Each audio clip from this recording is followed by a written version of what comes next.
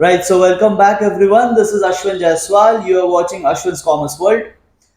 ISC Economics class 12 के chapter number 3, हमारा जो चैप्टर नंबर 3 है उस पे हम लोग चल रहे हैं. Before this we have done the chapter of demand and we have also done the chapter of consumers equilibrium या कंज्यूमर्स बिहेवियर. आपने अगर वो चैप्टर नहीं देखा है तो इकोनॉमिक्स के प्लेलिस्ट से जाकर देख सकते हैं. हमने अपने यूट्यूब चैनल पे प्लेलिस्ट बना दिया subject wise, so you can go to the playlist and directly get all the subjects from there. ठीक है, ये हमारा थर्ड चैप्टर है and the name of the chapter आपने थंबनेल में पढ़ा ही होगा, इलास्टिसिटी ऑफ डिमांड. ठीक है, तो इलास्टिसिटी ऑफ डिमांड चैप्टर हम लोग करने जा रहे हैं and it's a very important chapter, very conceptual chapter. तो लेट अस स्टार्ट. ठीक है, सबसे पहली बात मतलब समझते हैं इलास्टिसिटी ऑफ डिमांड का क्या है. ठीक है, एंड जो भी शॉर्ट क्वेश्चंस, कुछ भी टेक्निकल क्वेश्चंस बनेगा सब मैं आपको यहाँ पे समझाते चलूंगा. ध्यान से देखना. Before this we have done the chapter of demand, सबसे पहला चैप्टर. तो उसमें हमने क्या पढ़ा था कि प्राइस और डिमांड का कैसा रिलेशन है. आप बोलोगे कि इनवर्स रिलेशन है. इनका कैसा रिलेशन है? तो आप बोलेंगे इनवर्स रिलेशन है. The two of them are inversely related. यानी कि अगर मैं आपको बोलूं कि प्राइस 5% इंक्रीज करेगा, क्या बोला मैंने, प्राइस अगर 5% इंक्रीज करेगा और मैं आपसे पूछूं कि बताओ डिमांड क्या होगा, तो आप बोलोगे कि according to the law of demand fall होना चाहिए. If price has gone up तो डिमांड फॉल होना चाहिए. बट यहां पे मेजर क्वेश्चन इज कि प्राइस जो है वो 5% से अप हुआ है, तो क्या डिमांड भी 5% से डाउन होगा? The answer is no. हम ये नहीं बता सकते कि डिमांड एग्जैक्टली कितने परसेंट से डाउन होगा. वो 5% भी हो सकता है, वो 10% भी हो सकता है, it can be 1%, it can be 0 also, it can be 100 also. So कितना भी चेंज हो सकता है. तो ये यहाँ पे ना एक क्वेश्चन मार्क आ गया कि नीचे जाएगा, ये तो हमें पता है, ये तो लॉ ऑफ डिमांड से ही पता था, बट कितना नीचे जाएगा वो हमें नहीं पता. सिमिलरली अगर मैं बोलूं कि प्राइस जो है वो 12% डाउन गया है, if the price has gone down 12%, logically law of demand के according demand must go up. ठीक है, demand must go up, but exactly how much, इसका जवाब हमें यहां नहीं मिलता है, लॉ ऑफ डिमांड से नहीं मिलता है. तो इसका जवाब कौन देगा? ये दो क्वेश्चंस का आंसर कौन हमें बताएगा? तो इन दो क्वेश्चन का जो आंसर है वो हमें इलास्टिसिटी ऑफ डिमांड का चैप्टर पढ़ना पड़ेगा to find out the answer to these questions कि exactly how much, what will be the degree of change या हाउ मच चेंज. ठीक है, तो डिग्री ऑफ चेंज जो हमें बताता है, डिग्री ऑफ चेंज जो हमें बताएगा, डिग्री ऑफ चेंज, ठीक है, किसमें? डिमांड में. उस कॉन्सेप्ट को हम लोग बोलते हैं इलास्टिसिटी ऑफ डिमांड. ठीक है, ये जो चेंज है ये ड्यू टू कोई भी चीज आ सकता है. जैसे मैंने आपको यहाँ पे प्राइस का एग्जांपल दिया, so it can B price, it can B other factors also. जैसे कि आप देख सकते हैं इनकम ऑफ द कंज्यूमर, तो इनकम के अकॉर्डिंग भी डिमांड चेंज हो सकता है. ठीक है, तो अगर इनकम के कॉन्टेक्स्ट में अगर आप पढ़ रहे हैं तो आप इसे इलास्टिसिटी ऑफ डिमांड तब भी कहेंगे. ठीक है, but income elasticity of demand कहेंगे. ठीक है, it can be due to price of other goods also. ठीक है, so demand can change due to many reasons. कितना चेंज होगा वो मेजर करता है इलास्टिसिटी ऑफ डिमांड. तो इलास्टिसिटी ऑफ डिमांड बताता क्या है? ये बताता है how much change, degree of change. This is very important term, degree of change in demand due to any factor. यहाँ पे 3 फैक्टर्स दिए हैं, it can be any factor. ठीक है, अच्छा, शॉर्ट क्वेश्चंस के लिए बहुत इंपॉर्टेंट लाइन यहाँ पे आपके लिए आ रहा है, वो थोड़ा ध्यान देना शॉर्ट क्वेश्चंस के लिए. ठीक है, सबसे पहली बात यहाँ पे जो मैंने आपको बात बताया कि लॉ ऑफ डिमांड आपको सिर्फ डायरेक्शन बताता है. तो डिमांड नीचे जाएगा ये हमें पता था, डिमांड ऊपर जाएगा ये हमें पता था, बट हाउ मच इसका जवाब नहीं था, हाउ मच का आंसर नहीं था. तो ये एमसीक्यू या ट्रू फॉल्स के लिए एक बहुत इंपॉर्टेंट लाइन है. ठीक है, एमसीक्यू या ट्रू फॉल्स के लिए this is very important line कि लॉ ऑफ डिमांड जो है वो एक क्वालिटेटिव स्टेटमेंट है, क्वांटिटेटिव स्टेटमेंट नहीं है. इलास्टिसिटी ऑफ डिमांड जो है वो क्वांटिटेटिव है, मतलब क्वांटिटी का पता, वैल्यू का पता हमें इलास्टिसिटी में चलता है, डायरेक्शन का पता हमें लॉ ऑफ डिमांड में चलता है. तो आई होप आपको इंट्रो समझ में आ गया है. Law of demand was 50% concept, remaining 50% is elasticity. दोनों मिल जाएंगे तो हमें कंप्लीट इंफॉर्मेशन मिलता है. ठीक है, so this was the introduction part. Alright, जैसा कि हमने देखा था कि डिमांड में डिग्री ऑफ चेंज जो है, इसी को इलास्टिसिटी बोलते हैं, हाउ मच चेंज या डिग्री ऑफ चेंज. तो डिमांड में जो चेंज है वो 3 रीजन से आ सकते हैं. बट अगर हम लोग प्राइस के कॉन्टेक्स्ट में पढ़ रहे हैं, price is one of the reason. Demand में चेंज आ सकता है due to number one price of the product, number two income of the consumer, and number three price of related goods. ठीक है, price of related goods. So demand में change three reason से आ सकते हैं।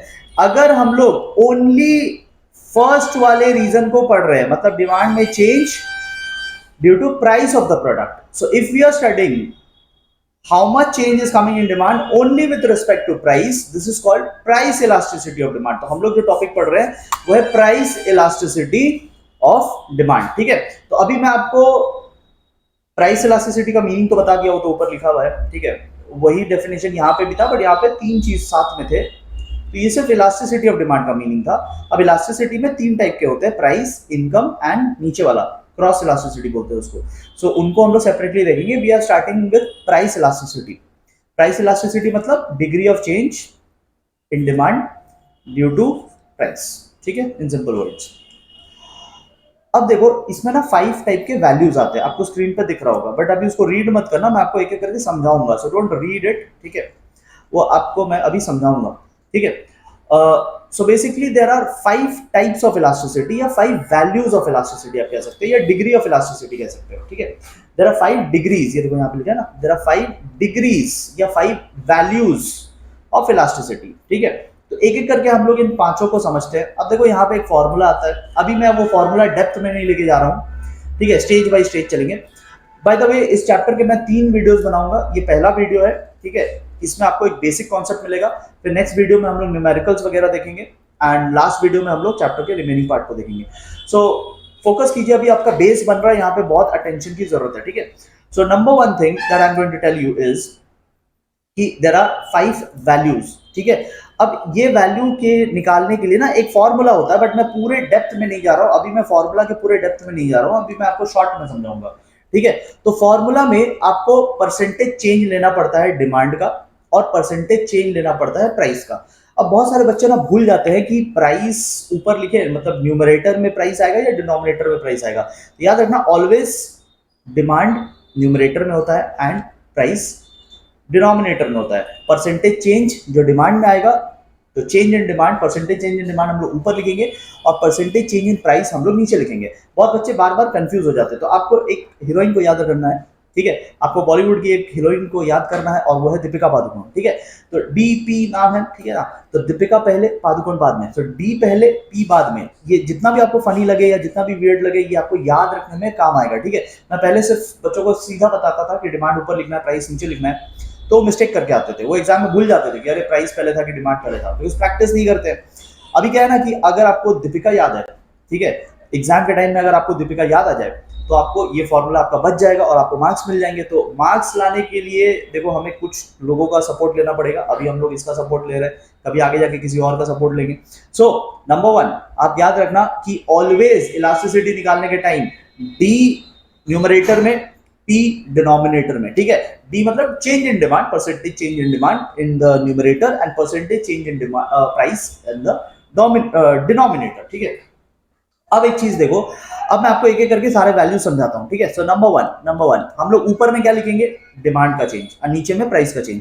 So let's say price has change bye 10%, नीचे में price लिखते हैं, तो let's say price has change bye 10%, किसी भी प्रोडक्ट का प्राइस बदला, इंक्रीज हो गया या डिक्रीज हो गया, कुछ भी मान लो, बट डिमांड में कोई चेंज ही नहीं आया, demand did not change at all, तो इसको हम कहते हैं परफेक्टली इनइलास्टिक। इनइलास्टिक मतलब चेंज ज्यादा नहीं आएगा, और परफेक्टली इनइलास्टिक मतलब बिल्कुल भी चेंज नहीं आएगा। तो इस केस में आपका आंसर आएगा 0, इससे हम कहते हैं परफेक्टली इनइलास्टिक। इसका एग्जांपल जैसा कि आप देख सकते हैं, मैंने यहाँ पे दिया मेडिसिन। अगर डॉक्टर ने बोला है 2 टैबलेट्स खाने को, तो 2 टैबलेट्स खाना पड़ेगा, दाम बढ़ जाए या दाम घट जाए, आपको तो 2 टैबलेट्स ही खाने हैं। तो डिमांड में कोई चेंज आएगा नहीं, आप पहले भी 2 टैबलेट्स खा रहे थे, दाम बदलने के बाद भी आप 2 टैबलेट्स खा रहे हो, so there is no change in demand. So that's called what, that's called, मैं दीपिका को थोड़ा हटा देता हूं वरना आप डिस्ट्रैक्ट हो जाएंगे। तो that's called perfectly inelastic. Shape पे अभी नहीं जा रहे, शेप में आपको ग्राफ बना के दिखाऊंगा तब समझ में आएगा। शेप का column I am not discussing right now, वो अगले स्लाइड में मैं आपको बना के दिखाऊंगा। ठीक है, नेक्स्ट एग्जांपल लेते हैं। So next example is again price is changing by 10%।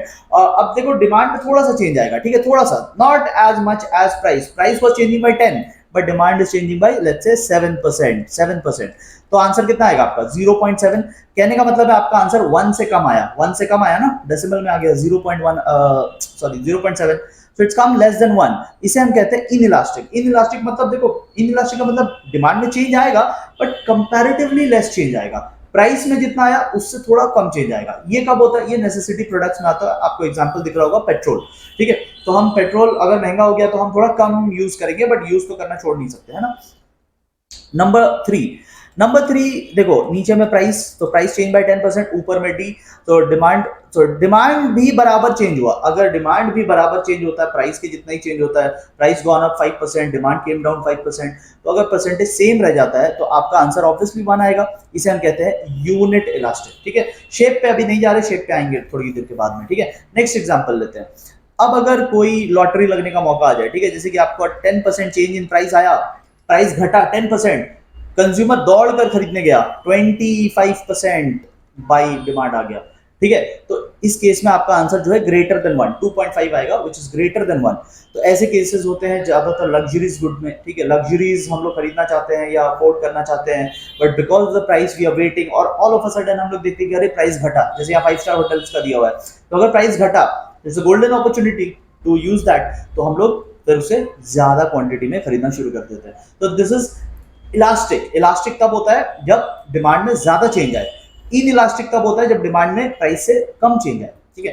And last होता है कि demand is changing with negligible change in price, price में लगभग ना के बराबर चेंजेस है, डिमांड ही सिर्फ चेंज हो रहा है। तो when anything gets divided by zero, आपका आंसर इनफाइनाइट आता है। ये जो आपको सिंबल दिख रहा है वैल्यू वाले कॉलम में, वो इन्फिनिटी का सिंबल है। सो ऐसे केसेस को हम लोग बोलते हैं परफेक्टली इलास्टिक, मतलब प्राइस में हार्डली कोई चेंज है, प्राइस में ना के बराबर चेंज है, जीरो चेंज है, बट डिमांड इज चेंजिंग, ठीक है। ये एक इमेजिनरी सिचुएशन है, इसका कोई रियल लाइफ एग्जांपल हो नहीं सकता, ठीक है। सो आई होप आपको ये समझ में आ गया होगा। ये वैल्यूज लर्न करना बहुत जरूरी है, क्योंकि अगले वीडियो में जब हम लोग सम्स करेंगे तो कभी कभी सम्स के साथ पूछता है कि बताओ ये कौन सा डिग्री है, तो जो भी आपका आंसर आएगा, जैसे आपका आंसर अगर लेट्स से आपने सम सॉल्व किया, अगले वीडियो में जब आपने सम सॉल्व किया आपका आंसर आया 0.7, तो आपको बताना पड़ेगा 0.7 कौन से कैटेगरी का है, तो फिर आप साथ में बताओगे कि वो इन इलास्टिक कैटेगरी का है, ठीक है। So you need to learn the categories, you need to learn the value, and you need to learn the description with examples. तो मैंने वो सब आपको यहाँ पे समझा दिया है, ठीक है। शेप पे अभी मैं आपको समझाता हूँ, शेप बना बना के मेरे को दिखाना पड़ेगा, तो वो अभी मैं आपको समझाऊंगा, बट इतना पार्ट आपको कवर करके रखना चाहिए, ठीक है। Let's go to the diagrams. Okay, now let us discuss how to make the graph. आप सबको कॉपी लेके बैठ जाना चाहिए। देखो मैं बना रहा हूँ, ये देख के आपको तो कोई फायदा नहीं होगा, बिल्कुल भी फायदा नहीं होगा। So what you should do is you should take a sheet of paper या अपनी कॉपी लेकर बैठिए। आप लोग जो भी कॉपी बोलते हो, नोटबुक बोलते हो, दिल्ली साइड में रजिस्टर बोलते हैं, आप जो भी बोलते हैं, जिस भाषा में भी बोलते हैं, आप एक ऐसा शीट लेकर बैठिए जिसमें आप 5 डायग्राम बना सके साथ साथ में। आप देखो मैं कैसे बना रहा हूं, मैं आपको टेक्निक सिखाने जा रहा हूं, ठीक है। I am going to give the power to you, फिर आप खुद से बना पाएंगे, ठीक है। कोई लर्निंग की जरूरत नहीं है, कोई आपको याद नहीं करना पड़ेगा ऐसे लाइन बनाना है वैसे लाइन बनाना है, nothing, you don't need to learn anything. मैं आपको टेक्निक सिखा दूंगा, आप कोई सा भी बना लेंगे, ठीक है। So we have done already this part, Deepika को हटा देते हैं, we have done already this part, बहुत इंपॉर्टेंट पार्ट था, ठीक है। By the way if you want all these notings and all, तो आप ये मेरे ऐप से पा सकते हैं। मैं आपको ये एक बार समझा देता हूँ। If you want all the notes, जितना भी आपके एग्जाम के लिए रेलेवेंट है, ऑल अपडेटेड नोट्स आपको मिल जाएगा इस कोर्स में, जो कि मेरे ऐप में गिवन है। ऐप का लिंक डिस्क्रिप्शन में है, ठीक है। इसमें exam oriented analysis based questions भी मैं तैयार कर रहा हूँ। आपने अपना सैंपल पेपर देखा होगा, किस लेवल का क्वेश्चंस उसमें आ रहा है। इनफैक्ट आप पिछला बोर्ड का भी पेपर देख लेंगे तो आपको समझ में आ जाएगा कि पेपर का स्टैंडर्ड बहुत बढ़ गया है। They are not asking direct questions anymore, they are asking analysis based questions, तो उसकी तैयारी करनी पड़ेगी आपको। सो आप मेरे नोट से पढ़ना, नोट से पढ़ने के बाद एनालिसिस बेस्ड क्वेश्चंस करना, और सेक्शन ए जो आपका 20% यानी 16 मार्क्स का जो सेक्शन ए आता है, उसकी तैयारी भी आप मेरे ऐप के कंटेंट से कर सकते हैं। सो एकदम फुल फ्लेजेड आप एग्जाम ओरिएंटेड तैयारी कर सकते हैं। कंटेंट आपको समझना है, यहाँ से यूट्यूब से समझना है, और वहां जाके आपको प्रैक्टिस करना है। These are the only 2 things you require, ठीक है। बाकी आप जहां जहां ट्यूशंस ले रहे हैं, टाइम पास कर रहे हैं, I don't know time pass कर रहे हैं या नहीं, बट मे बी आप मंथली वहां जाके टाइम स्पेंड कर रहे हैं, पैसे स्पेंड कर रहे हैं, तो बीइंग एन इकोनॉमिक्स स्टूडेंट आपको थोड़ा अपना इकोनॉमिक्स का ख्याल रखना चाहिए। And save your time, save your money, save your energy. आप यूट्यूब से पढ़िए और जो भी आपको प्रैक्टिस के लिए लगेगा वो मैं आपको दे रहा हूँ, ठीक है। आपको मैं नोट्स दे रहा हूँ यूट्यूब पे, सॉरी नॉट यूट्यूब पे, मतलब नोट्स दे रहा हूँ मैं आपको ऐप में। एनालिसिस बेस्ड क्वेश्चन जो अल्टीमेटली एग्जाम में आएगा, ठीक है। अब वो पास्ट एग्जाम वाले क्वेश्चंस करके फायदा नहीं है, ठीक है, वो भी कराऊंगा बट उतना फायदा नहीं है, ठीक है। आपको एनालिसिस बेस्ड क्वेश्चंस करने होंगे because that is what the council is asking now. और सेक्शन ए की तैयारी करनी होगी आपको, जो कि 20% ऑफ योर पेपर है। 16 मार्क्स समझते हो, 16 मार्क्स आउट ऑफ 80, 20% होता है वो, ठीक है। तो 16 मार्क्स आउट ऑफ 80, 20%, तो ये बेसिकली आपको कवर करवाएगा। साथ में मैं आपको वहां पे एक क्रैश कोर्स दे रहा हूं जो कि आप 12 घंटे में कवर कर सकते हैं। ये आपको अभी नहीं करना है, मैं बार बार बोल रहा हूँ, don't do it right now. Right now का मतलब है कि अभी जैसे जून का मंथ चल रहा है, जून में आपको ये नहीं करना चाहिए। ये आपको तब करना चाहिए जब आपने एटलीस्ट एक बार सब कुछ कर रखा है, या फिर टुवर्ड्स द एंड, मतलब नवंबर दिसंबर से पहले मत करना, ठीक है। इसमें पिछले 20 एग्जाम्स, 20 जो आपके काउंसिल के एग्जाम्स हुए हैं, उसके सारे कंटेंट को मैंने उसमें समझाया है। मतलब आपने अगर वो क्रैश कोर्स कर लिया, आपने अगर वो 12 आवर्स दे दिए, 12 आवर्स बहुत कम होते हैं, मतलब आप 3 घंटे भी पढ़ोगे ना 4 दिन, तो आपका कवर हो जाएगा, 4 दिन में इकोनॉमिक्स कवर हो जाएगा। और लास्ट 20 एग्जाम्स में जितने क्वेश्चंस आए वो सब आप इसमें करने के लिए केपेबल बन जाएंगे, ठीक है। सो अल्टीमेट कोर्स है, इसको आपको सब्सक्राइब करना चाहिए, ठीक है। ये एंड्रॉइड डिवाइस पे भी है, एंड्रॉइड डिवाइस पे मेरे नाम से अवेलेबल है, अश्विन कॉमर्स वर्ल्ड। और ये उनके लिए भी है जो iOS डिवाइस यूजर्स है, ठीक है। बट आपको क्लास प्लस का ऐप डाउनलोड करना पड़ेगा, और क्लास प्लस का ऐप डाउनलोड करके ये कोड यूज करना पड़ेगा, यू गेट द कंटेंट, ठीक है। चलो अच्छे से मेहनत करो यार, ठीक है। चलिए अब हम लोग आते हैं और समझते हैं अपने डायग्राम बनाने की टेक्निक को। तो मैं आपको पावर दे रहा हूँ, ठीक है, I am giving you power. अब आप खुद से बना पाएंगे, ठीक है। रटने की कोई जरूरत नहीं, याद करने की कोई जरूरत नहीं, ग्राफ का कोई टेंशन नहीं लेना। I am going to teach you the technique. Technique समझ गए तो पावर अपने हाथ में आ गया ना। So I am going to transfer the power now, focus. सबसे पहला काम क्या करना है आपको, सबसे पहला काम, बिना देखे कि बनाना क्या है, क्वेश्चन में कुछ भी आए, परफेक्टली इन इलास्टिक बोले, यूनिट इलास्टिक बोले, इन इलास्टिक कुछ भी बोले, बिना देखे आप सबसे पहले अपने से एक प्राइस ले लो, अपने मन से, कहीं पे भी। मैं थोड़ा ऊपर भी ले सकता था, थोड़ा नीचे भी ले सकता था, मैंने बीच में लिया। Call this P1। अपने से कहीं भी प्राइस ले लो, अपने से कहीं पे भी क्वांटिटी ले लो। ये मैं 5 बार करके दिखाऊंगा तो आपको टेक्निक याद हो जाएगा, और आपको भी साथ साथ में बनाना है, ठीक है। देख के तो कोई फायदा नहीं है अनलेस आप एग्जाम से एक रात पहले 2x में देख रहे थे, तो भाई मतलब कहानी अलग आपकी, ठीक है। तो इसको फिर ज्वाइन कराओ, ठीक है, ज्वाइन दीज 2 पॉइंट्स। और जब आप इन दोनों पॉइंट्स को ज्वाइन कराएंगे, ठीक है, तो इसको आप एक नाम दे देना, पॉइंट ए बोल देना, कुछ भी बोल देना, ठीक है। नाउ अब आप मेरे को बताइए, अब आपको करना क्या, अब आपको देखना है कि डायग्राम किसका बना रहे थे। तो डायग्राम बना रहे हैं परफेक्टली इन इलास्टिक का। तो परफेक्टली इन इलास्टिक आपको याद करना है कि परफेक्टली इन इलास्टिक का मतलब क्या था। तो मतलब आप यहां से देख सकते हैं, ठीक है। दीपिका को हटा देते हैं वरना डिस्ट्रैक्शन हो जाएगा। तो परफेक्टली इन इलास्टिक वो होता है जहां पे सिर्फ प्राइस में चेंज आता है। देखिए यहाँ पे मैंने जब आपको समझाया था, तो परफेक्टली इन इलास्टिक में सिर्फ प्राइस में चेंज आ रहा था, डिमांड वाज जीरो, डिमांड में कोई चेंज ही नहीं आ रहा था।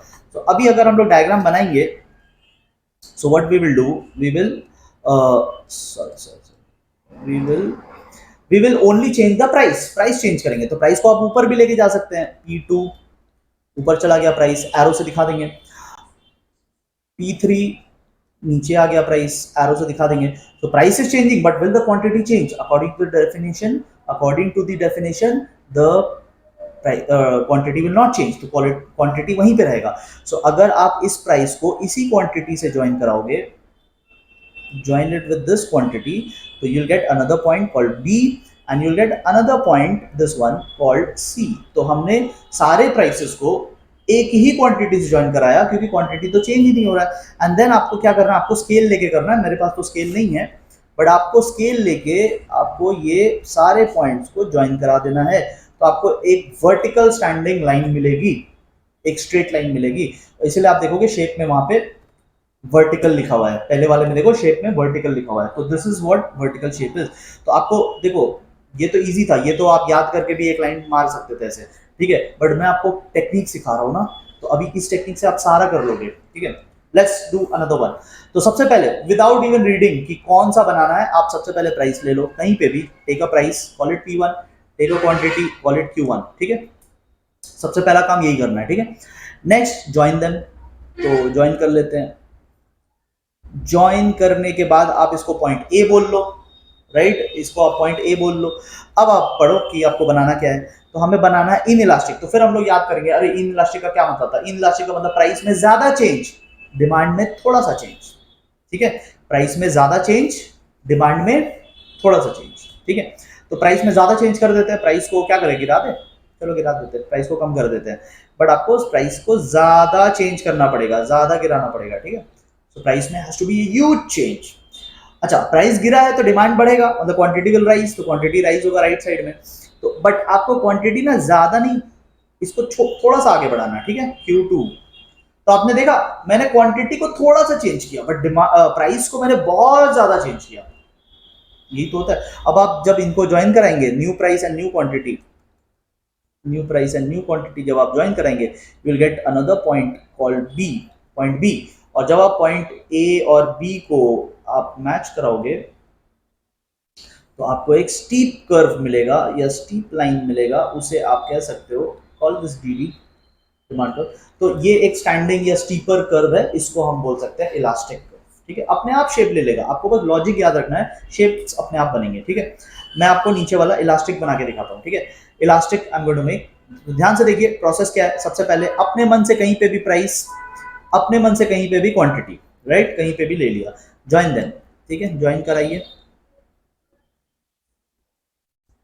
ज्वाइन कराइए, आपको मिल जाएगा पॉइंट ए। Very good. अब आप डेफिनेशन देखो कि आप बना किसका रहे हो, आप ग्राफ किसका बना रहे हो, आप बना रहे हो इलास्टिक का। तो इलास्टिक क्या था, इलास्टिक में डिमांड में ज्यादा चेंज आता था, प्राइस में थोड़ा सा चेंज, प्राइस में थोड़ा सा चेंज करेंगे, प्राइस बढ़ा दे,